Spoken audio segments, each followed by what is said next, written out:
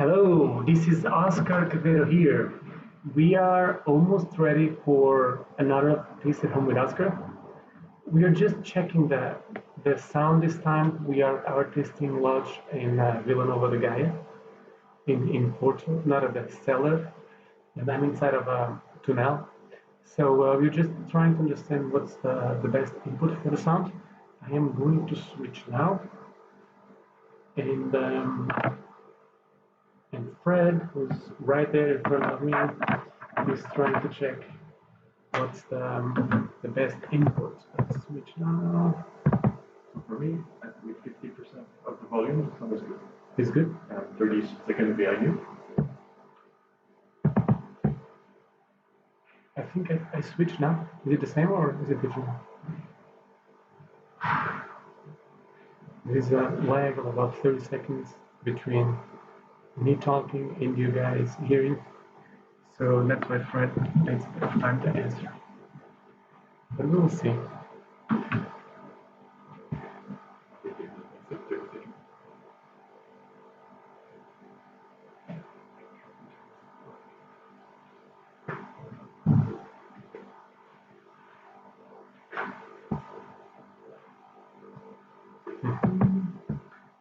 So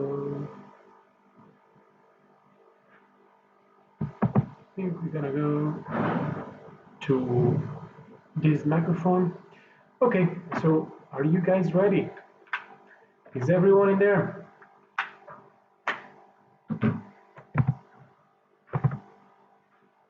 It's interesting. Today we have a much smaller crowd, but I can see that the heavyweights, uh, those big followers of us are all ready. Ben Red, Tony, the Wine Mojo.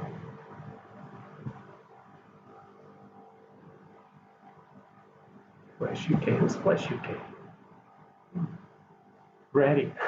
Okay, so let's go. Fred, are you ready? Do you want to say hi to the crowd? I already did. Well, they can hear me now, so hi everybody, thanks for joining again. Good. So today we have a different tasting again. It's a different taste at home with Oscar this time. We have had the Quevedo Tonies. I think that was the very first we did. On the day after we did the Ruby tasting, this was last year. We have done a vertical of Colheitas. We have done blend your own 20-year-old tonic. And today we are going to taste the components of our 2019 vintage port. So you got in total 5 bottles, and of those 5 bottles, 4 are components of what is in the 5th bottle. And in this sheet, I have the formula. So guess what? For the next hour, you guys are going to try to get to the formula, or maybe even better, make your own blend and tell us what you like the most.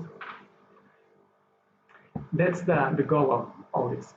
As I always do, let me just briefly introduce the family and tell you that my sister Claudia is the lady behind the port production. She has been making the ports in the family for 22 years.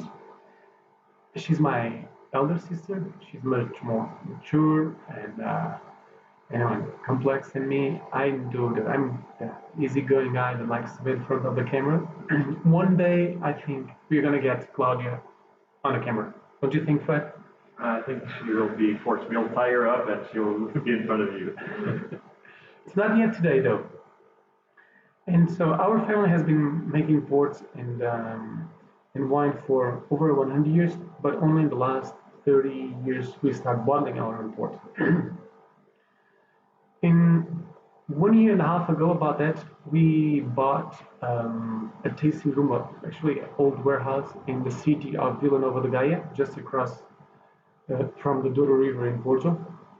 And since then, we have been open to the public, so people can discover more of our ports and enjoy, get to know the brand for those that don't know it yet, and the many people that don't know about us. And we decided that one of the tastes at home with Oscar should be in that place, in our tasting room. And in our tasting room, we have two tonnages, which are big oak casks, beans, and this is one of those. So it has been not used for I think over 7 or 8 years, and we kind of converted to a a photo booth area so people can take a photo inside of the tunnel. And guess what? The wood is kind of helping us with the sound. So I hope that you guys are can hear everything I do in better conditions. I still remember the first taste at home we did, Fred, that we were down in the cellar and there was a bit of echo. And you guys were patient, and in the end, I think it worked out well. But this time the sound is in good condition. So, what I think you will need to take the most of this tasting are the following things: the 5 bottles of port, of course. Without those, there's no fun.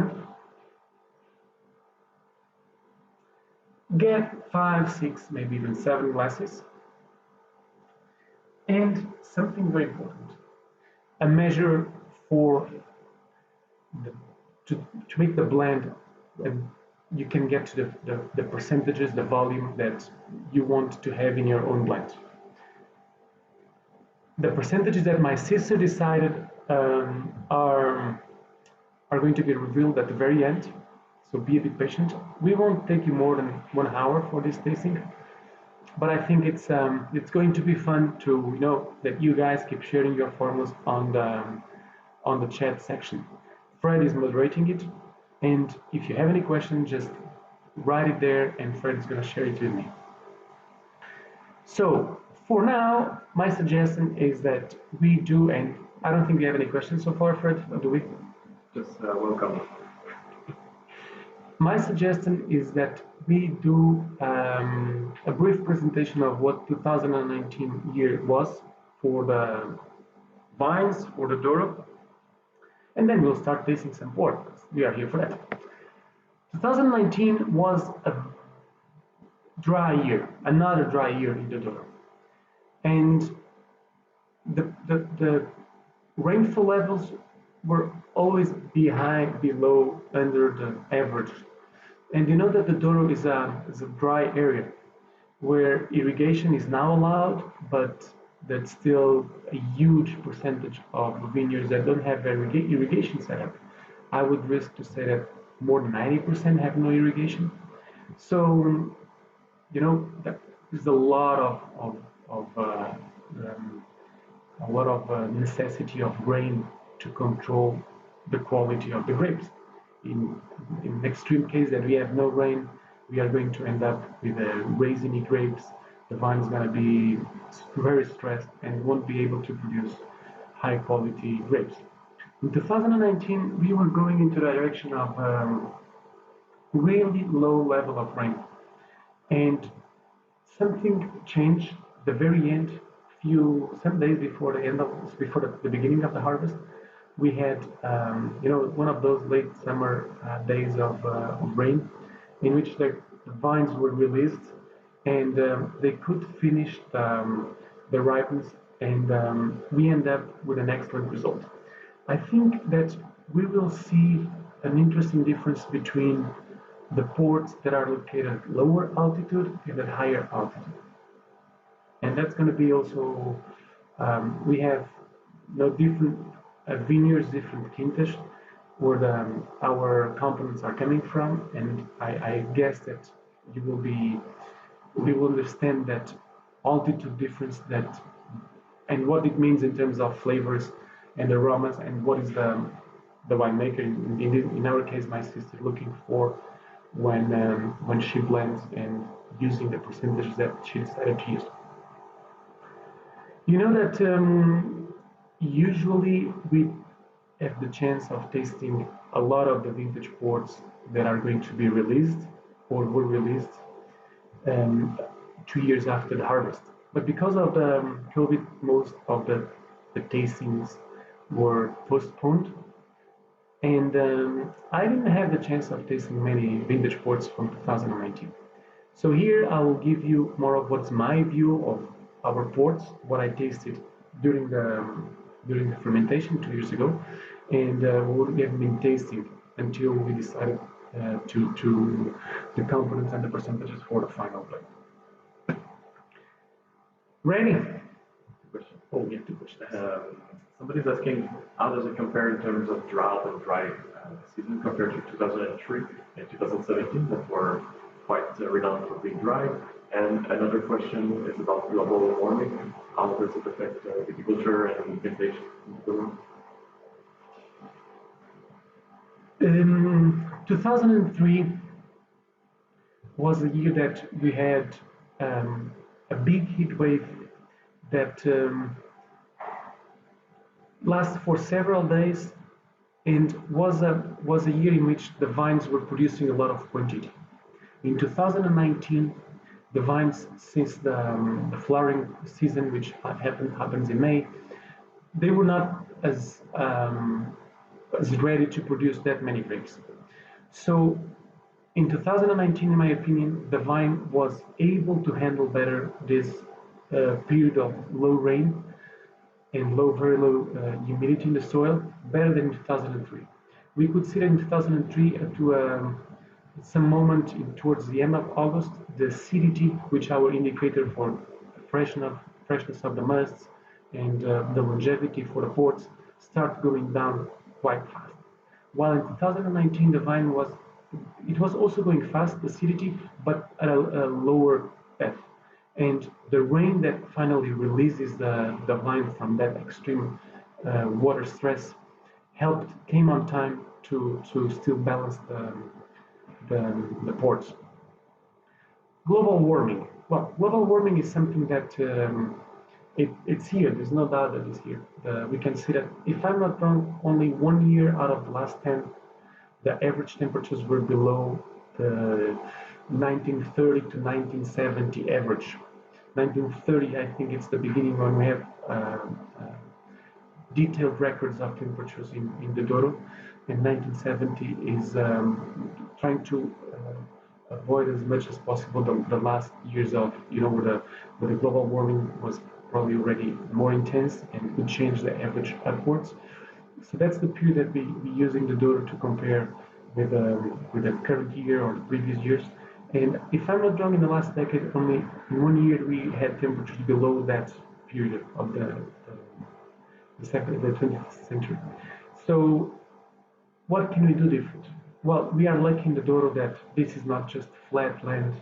The temperatures are not equal throughout the region. It makes a big difference if you are located at lower altitude, close to the river, or if you are on the top of the hill. For those that have been here, I mean, there is a dramatic. Dramatic is probably 3-4 degrees Celsius in average temperature, especially in the summertime, which is when the vine is finalizing the ripeness. So in our case, what we have been doing is to use more grapes from vineyards located at higher altitude. Instead of being between the 100 to 300 meters range of altitude, we go more towards the 300 to 500.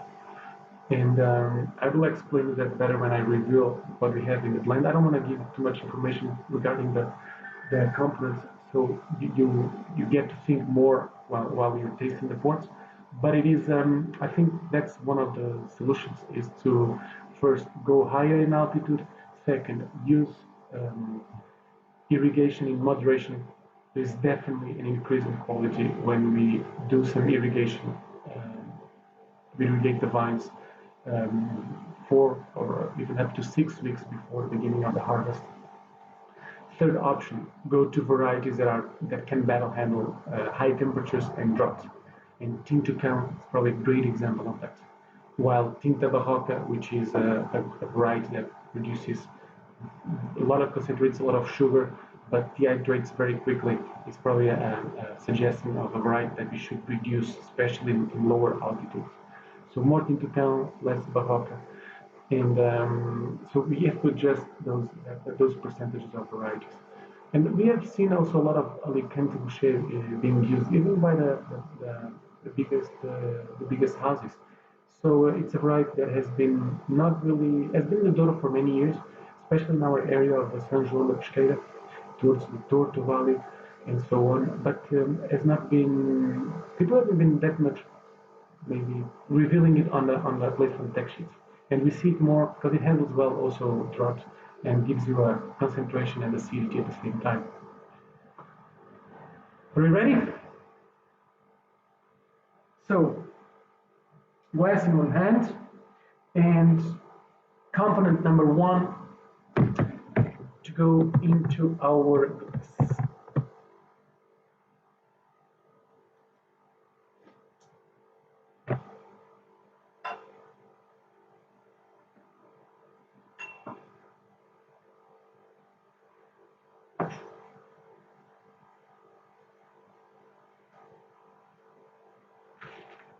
Well, first thing that we should probably do is to use a white background so we can clearly see the color of this port. And you know, as the vintage port that we're tasting today, they are all from 2019. They are all going to be very dark in color, opaque, but there could be some variations in terms of more purplish or dark reddish. So that's the fun part that you can try to figure it out today. So yeah, here we have a dark color, a bit more towards what purplish.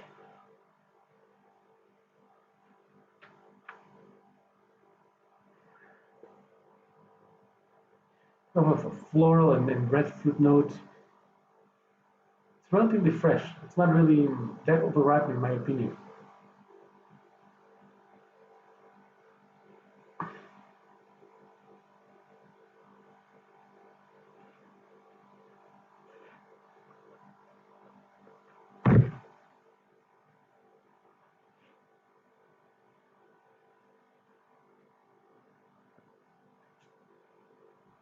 It's a young port, so it's a young vintage port. It should have a lot of tannins, and it does have, but it also has some fattiness behind, which gives you the impression of a lot of volume and texture, and it maintains that freshness and that floral note as you sip.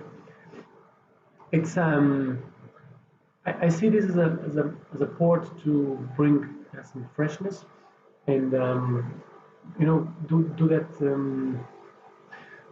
play a bit on the floral side still, but still the fruit note, and bring us also some tannins on a fresher way. Any comment? Put this in here. Yeah, so we have the Wine Mojo saying that this number one is definitively purple. And maybe we can mention that blending is not always logic. So it's not because this is fresh that when you blend it, it will remain or bring freshness to the blends. Some blends are not necessarily complementary. That's why we have to try a lot of them. That's a very good point, Fred. It is like that. It's not like 1 + 1 is 2, not even 3. You don't really know the result until you test. Sometimes it works very well. Sometimes 1 + 1 is 0. It doesn't really work. Doesn't really match. It's you need to train yourself to understand what each component can bring to the final blend. But you also need to experiment. And sometimes you go wrong many times until you really get to something that is properly done, and where you see that the aromas and the flavors that each component is bringing to the final blend is in the right position, in the right location. So the Wine Mojo is asking a bit more. Can we talk more about each component, or you want to keep it secret until we do the blend, or? Yeah, I mean we can reveal. I think it doesn't hurt if you reveal, and yeah, I think it's a good idea, Wine Mojo. We're gonna reveal what's in this one. So this is a Touriga Nacional, 100% from Quinta da Trovisca, which is a vineyard that we have planted at around these vines are located about 400 meters above sea level. So they are not really on the, in that area that you can see the river, but it's just behind. And this is it's a location that is relatively fresh, even in summertime. It has some slope, so there's no really accumulation of water. The water drains down the hill, but it's not. It's a bit windy. It handles better the extreme hot temperatures that sometimes we suffer at summer, especially in the end of July, early August. Yeah, so this is Quinta de Trovisca Toriga Nacional, 100%. Component number two. Component number two.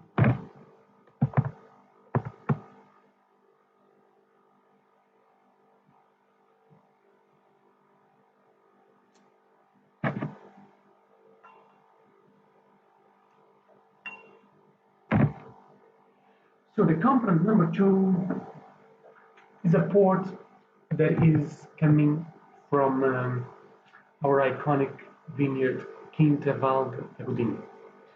This vineyard is located in the Fogadosa Valley. For those that don't really know precisely where this is, there's a train station that is called Fogadosa. It's, I would say, put it between Caixão da Valeira and Taylor's Quinta de Vargelas vineyard. This vineyard was planted in 1983 by my parents. We have a total of 20 hectares that are pretty much like 95, if not 98% are planted on terraces. And what's typical from that time, from the 70s and from the 80s, or at least the early 80s, it is a field blend. And that's still the traditional in the Douro. Unfortunately, we are seeing more and more of block plantations.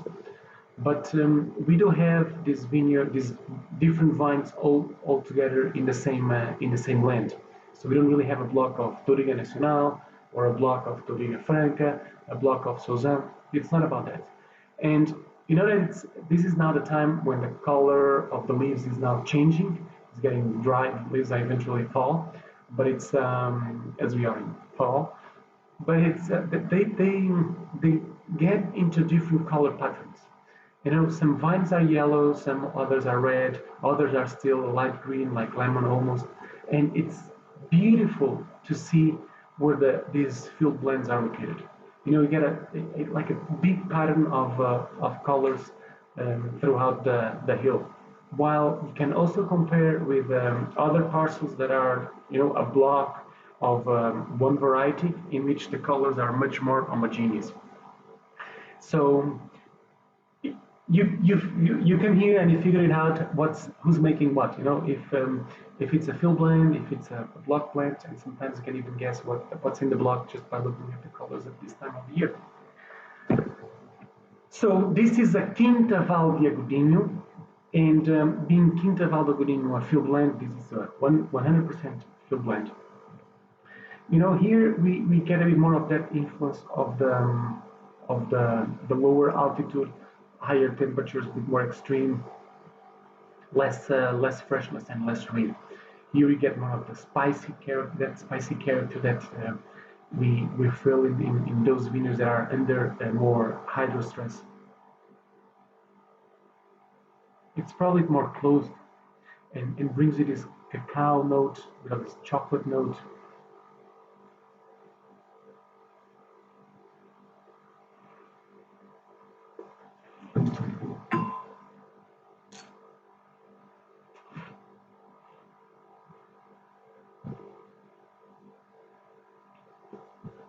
And on the palate, you feel all those tannins working. They are there, they're intense, they are really ripened. But it's still elegant, and that's I think it's a characteristic of this area, more than the vineyard, it's probably the area. It's what the French call the terroir, the location in the end. It's the vines planted, the soil there, and maybe the fact that it's on the south bank facing north, it is a bit more protected from from that midday sun that sometimes burns as when we are out in the vineyards right in the middle of the summer. So component number 2, it's a Quinta Val de Agodinho field blend 100%. Any other question? Not probably worth mentioning it was planted by your grandfather, so it's legacy that you keep on carrying. This was actually planted by my parents. Okay, so I made a mistake. I thought it was your grandfather. Yeah, no, it was not my grandfather. It was the first big vineyard that my father planted. Actually, he was kind of it was hard for him to put all this land together. He bought from 7 different people, and it was almond trees and just like a forest area before. And then in 1983, decided to build there. It's like main, what is not our iconic vineyard. Good. So component number 3, and another glass. The component number 3 is coming from a vineyard further east of Agodinho, even more towards the Douro Superior. It's not far from Pocinho. This is a vineyard that was planted by my grandfather, my grandfather from my mother's side, Joaquim, it's his name. And it's from the old vines, also a field blend that we have in Mosh. It is not irrigated, this vineyard, and the Godinho is also not irrigated. Actually, none of the 4 ports that we are using for the 2019 were in vines that were irrigated. So it's not with these ports that we're going to see the difference between irrigation and non-irrigation.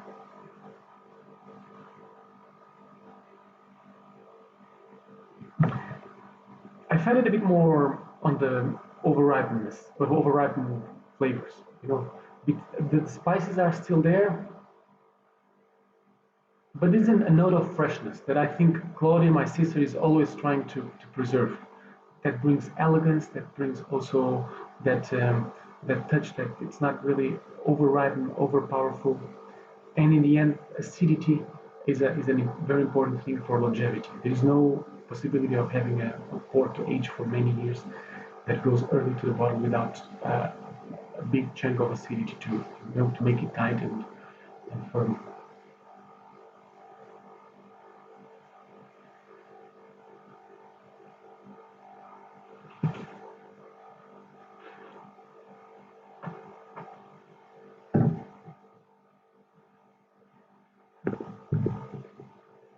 Here we have the tannins, they're very present. They're giving us texture and that feel of that mouthfeel that is full, is complete.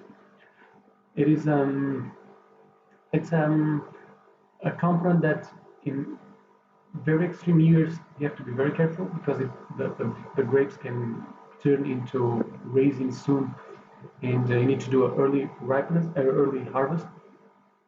But I think this can be interesting to our blend. I won't reveal the percentages yet, but definitely. Are you ready for the number 4? Component number 4.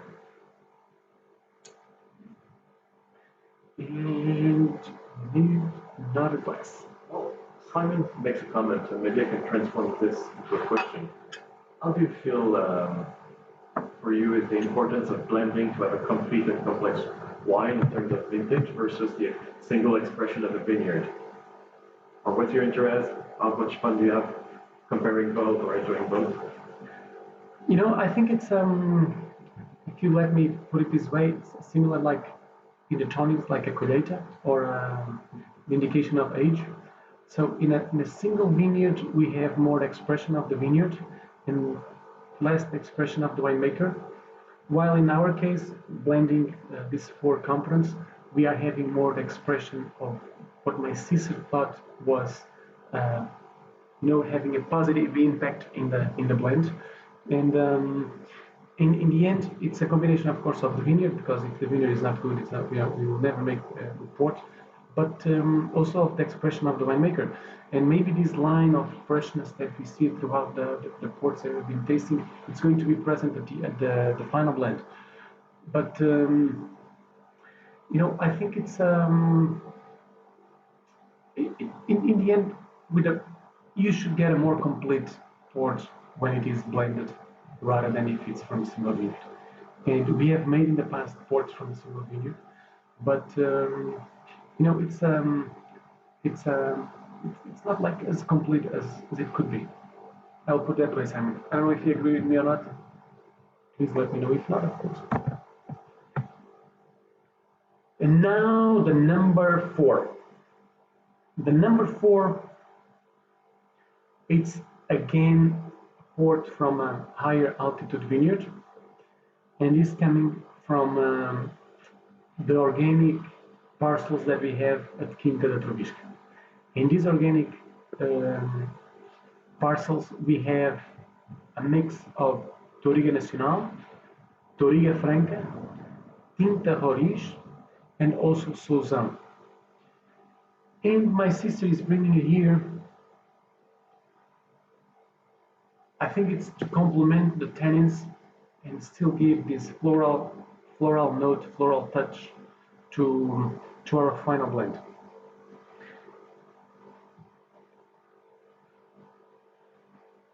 You can see it almost, if it was a bit more austere.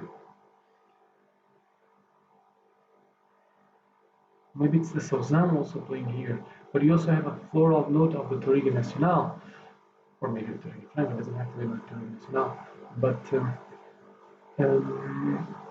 it's like the previous two, also the result of a blend of grapes, but this time not in the field.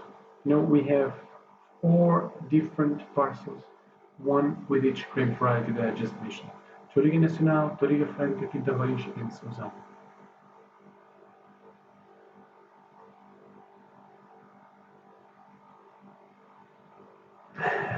That's a great question, Ben. So now how we put this number 4? It's beyond purpleness, no?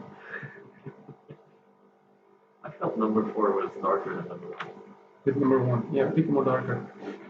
This is now from the organic clustering, the lava color. Yeah, yeah. This is this organic vineyard is. Don't ask me why, but it's probably that, and you know this too, Fred.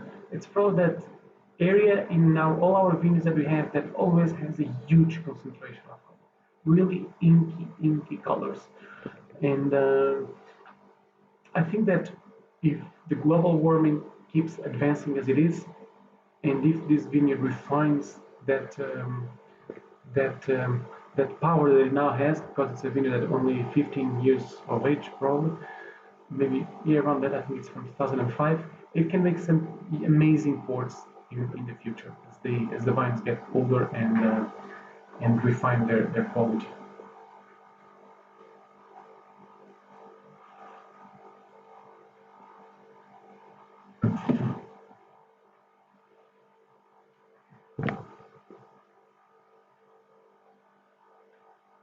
Good. Are you ready to start making your blends? Have you started making your own blends? Do you have any suggestions for your own? Do you have any suggestions for what my sister may be using, or what you would like the blend to be? What's perfection for you? If you use these 4 ports, where is the right formula? Are you using them all? Maybe just 2 or 3 of them, or use them all, even if just a bit of one of those. Now that's the fun part, and that's what I wanna see. It's a joy for me to imagine you guys doing all these experiments at home, knowing that some of you are really big port lovers. Should you give some tricks, some direction, or let people enjoy? Or... I think the bottles are not huge bottles. It's true. They are. You have enough for taste and to do also some experiments. So try not to use all the bottle in your first blend, because at some point you may need some more. What I would suggest when doing this blend is, you know, if you have something that you really like and something that you don't like, you can definitely use more of what you like, but maybe not to the extreme of like 90 or 100% or even above 75. I like to, I always see it this way. A blend should work like a great conversations among friends. If there is one guy that is dominating the conversation, or one guy that is shy and never says anything, the conversation doesn't get as good as it could be. If you have a rich conversation when everybody is talking and you bringing inputs to the conversation, if you guys have a different political view, different sports team, a different religion, then the conversation can be really complex and interesting. But if you all think about the same, if you all have the same views, the same ideas, the same thoughts, the conversation is going to be rich because we know how everyone is thinking. So in the blending, we try to get something good from each one of the pots, something good from something that can improve us the final blend that we didn't have if you were using only one or two pots that we like the most. Sometimes we don't really have to love them all, but the fact, and it's like in a team, in a team of also a working team, we need players to do different jobs, and that's what we need for the ports. So I think we have darker colors in all of them. The colors are okay. We shouldn't be panicking about having a white color because that's not going to happen, whatever the percentages are. But think about this relation of floral fruit versus spicy and overripened. I see the number one and number four as being our elegant, more fresher, approachable ports, while especially number three and a little bit number two, a bit more overripened, a bit more mature, a bit on the spicier side, and in terms of the tannins, and I think it could be interesting at this point to taste our final blend. You'll see that the tannins are actually working together to build layers of flavors, layers of you know of cool things, of nice things, of mouthfeel, and that's how the team should work together to make it more complex. Let's go to the number five. You probably have them tasted number five at home, or what's the Taste as final you blend? blend as well to see, hey, how is this affecting my blend? As you build it, you can taste it.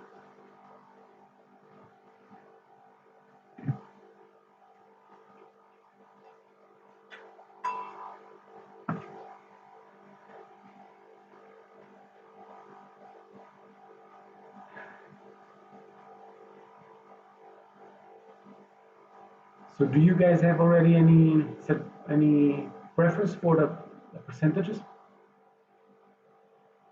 In the final blend, we get that floral, but without being, you know, too light. We get that fruit note that,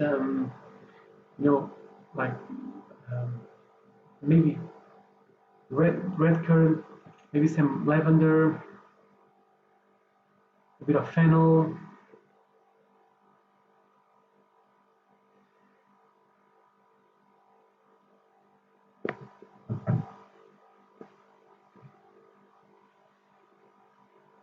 You have the chocolate again there. But on the palate, you feel the tannins. You feel it firm, really sustained.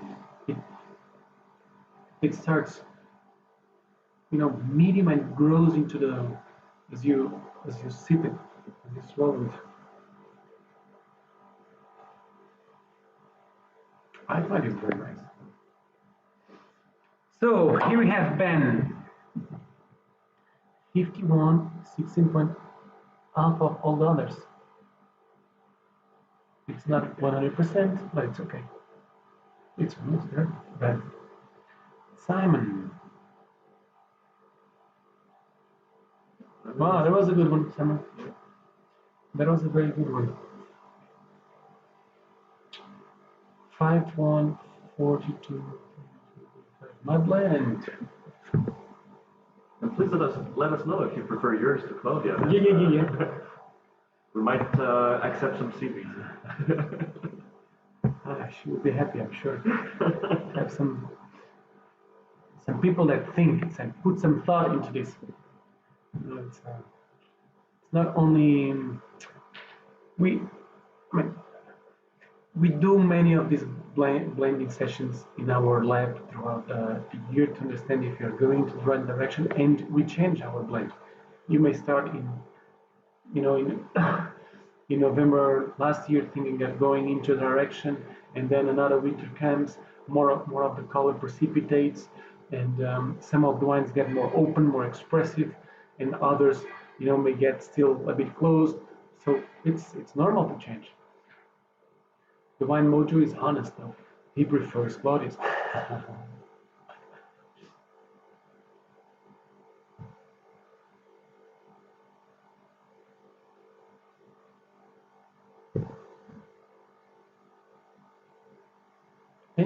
Interesting, Edward. Nice point as well. Well, I have to tell you that the one that is closest to the real blend that we have in our 2019 vintage port is Simon. It's not quite there, but he's very close. Do you know the final blend, Fred? I saw the numbers. Did you? Okay. It's funny, yesterday I did my experiments and I did blend, and I had some clients at the lodge and I gave them the chance to try as well. And did you? And in the end they were like, well, yeah, it's not, blending is an art, and you realize it's like when you blend 20% yellow with 80% blue, you know which kind of green you're gonna get. But when you blend wine like this, it's really trial and error and understanding the vineyards over and over again through that generation that you're passing the knowledge from your grandfather to your father to your sister now. Yeah.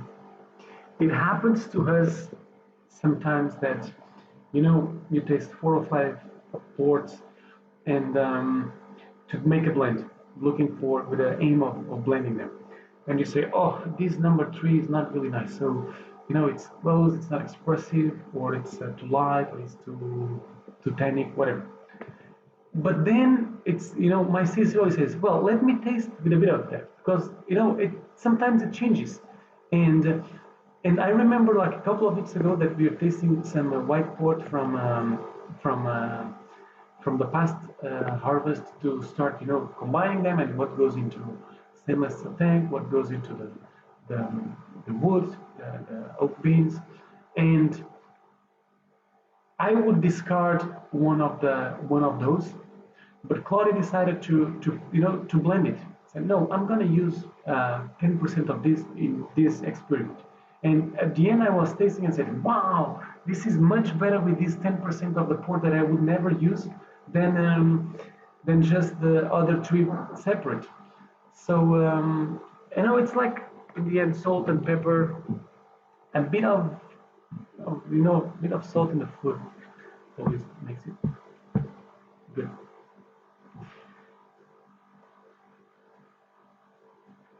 No, probably not, Simon. I don't think it would change your thoughts. It's you're to be honest with you, you're very close, and I think it's just luck that if you would nail it exactly. But taste it. You of course taste it, and let me know, or let us know here what if you would change your percentages or not. And anyone else that wants to share the percentages? Phil, I didn't see yours, Phil.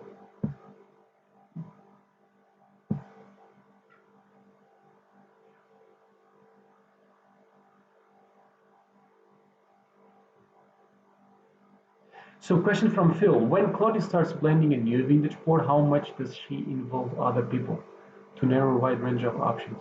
Or is it very much a solo expert-only task? Yeah, what she typically does is she does a lot on solo, but then she also likes to hear the opinion of Teresa, which is the winemaker that does the Douro wines, myself, and sometimes if Fredas is around, he's also asked to participate. So it's not that unless we are, she's very very convinced and very sure about what the percentages. We our inputs are also considered, of course, because I mean, she has her view. She made the ports since the she picked the grapes from the different parcels. You know, narrow down the selection, the quality of the grapes, decide which kind of fermentation that you want to have. But in the end, the blending can be something that we have different views and a bit of a different opinion. And as a good teamwork, sometimes we improve the final blend just because we have a good discussion. Okay, 40, 20, 20, 20, 20. Well, yeah, I mean, it's not, your first was 50. So we reduce the number one and increase the number, all the others. Yeah, you're getting a bit closer, but there is one that has a very small percentage. That's a hint. Yeah, that's a hint. There is one of those that has very small percentage. Claudia just really use it as a salt and pepper.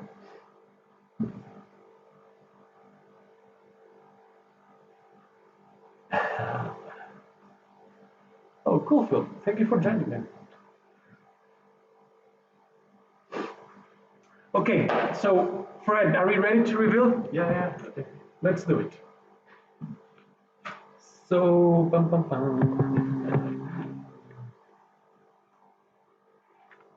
here is paper. Number one, 32%. Number two, 32%. Number three, 32%. And 4% from number four. So this organic parcel is just really the salt on the top, or the, I don't know, the cherry on top of the cake. It depends on how we put it. Yeah, it's in the end we have about 60, about 2/3 is coming from vineyards that located at lower altitude, while we have almost like 1/3, a bit more than 1/3 that is from a vineyard located at higher altitude.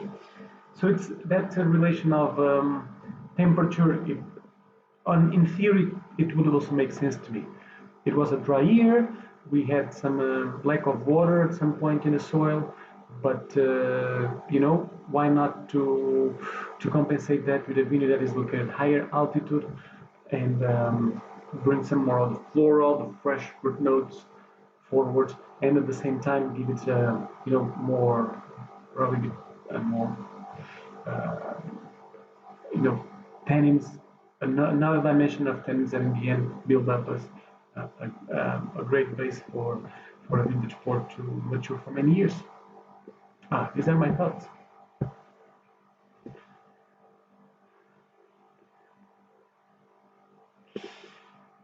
So you're getting towards the end. It's wow, this 50 minutes just. I'd like to talk a little bit about, you have 4 tanks of high quality ruby port. Some were selected for blending into the vintage. What do you do with what you don't select for the vintage? What are the possibilities and what can we expect from that? So we are going to make 6,600 bottles of vintage port from 2019. And of some of these components, especially the organic from Trubisky, it is, we have more of it left. What do you use those, what I could say, leftovers for? Crusted. It's something that we have had a lot of fun with it, with the crusted. And you guys are kind of also supporting that as the sales of, we sell out every single crusted quite like a few months after we put it to the market. And the crusted is that kind of port that brings me to what my grandfather João would have in his cellar, a bit more austere, more rustic, that character of the sitting on the list for a long period of time. It's definitely a port that we also put a lot of attention, and also to the late bottle vintages. It's always great, or it's much easier to make a nice late bottle vintage when you have some components that are really outstanding. So of course, we cannot have all our ports as a extreme high quality, super high quality. Sometimes it happens that vineyards are younger, or this time the grapes just got grazing earlier, or varieties that are fresher and they are there to be ready to drink younger, being that the Tinta Francisca or the Tinta Barroca. So it's the combination that makes the combination of grapes that in the end up with a great LBV. And LBV is something important for us, and something that I think we are a bit different from other producers is the fact that Claudia loves to save the best books. Those that know Claudia know she's very happy to share with you any port from the cellar, but to sell it's something else. And she loves to save those ports that we use for the vintage port to collators, which also explains why our collators are so dark and take so long to get ripened and ready to into those amber or just being brick tawny colors and taste. So we use a lot of that to our collators as well. And in the end, I mean, it's not that much quantity that we have, so we just goes to all these different components and different ports I'd like to make. Do we also talk about what we can expect from the next tasting experience? Aha! Yes. Explain this a teaser. Yeah. The next tasting experience in a few weeks. Well, that's gonna be something new to me and to Claudia and to everyone here with Quevedo is the fact that we decided to bottle or to put in bottle what 7 years ago was put in the demijohn. So we made two garrafeiras from 2000 and from 1994. Those have been in oak beans in Balseiros and Tunais until 2013 or 2014, if I'm not wrong. And in a certain day, Roy Hirsch came to visit us, and we decided to open those Balseiros and put all that port in demijohns. And he was like the day he was here on day zero. And then we waited for 7 years. And last year, with the help, with inspiration, with the suggestions, the thoughts of Alex Bridgen, of Tony Carter, and also with Fred that is here with me, we came up with what we call a prestige advent calendar, which we had so much fun doing last year that we said, okay, so for next year we're gonna bring different things, and many of the ones are different. And in that prestige advent calendar, we have two garrafeiras, and those two garrafeiras, the 94 and the 2000, were also bottled to another tasted on with Oscar, like the tasting experience that Vintage Wine and Port is offering. And on the next one, we are going to taste side by side 1994 Garrafeira, 1994 Colheita, and 2000 Garrafeira and 2000 Colheita. It's going to be new, so maybe I will have some. I will need more of your input, as this is something very, very new to me. Of course, that I have tasted Newport's Garrafeira before, but that's 7, I think, if I'm not wrong, and that's not that no one else is making it. So it's we are kind of tasting definitely in charter territory for us here at Quevedo, and well, we will do this together. We will have fun. I know that this time, I mean, the 2000 and the 94 Garrafeiras are only available on the 9 facilities, so we will not be able to purchase the full 75s, at least at this moment, maybe in several years, we will.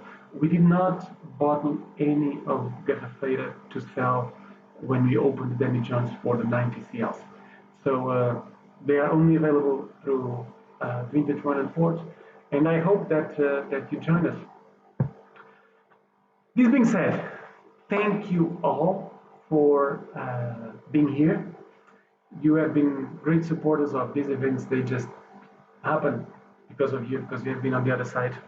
For those that are tasting it tomorrow, like Phil, or in the next few days, you can always drop us your suggestion for the best blend. And otherwise, I hope to see you soon here in Porto in our tasting room in the Douro. And if that's not possible, then on the other side. Fred, let's say good night and see you soon. Ciao, ciao.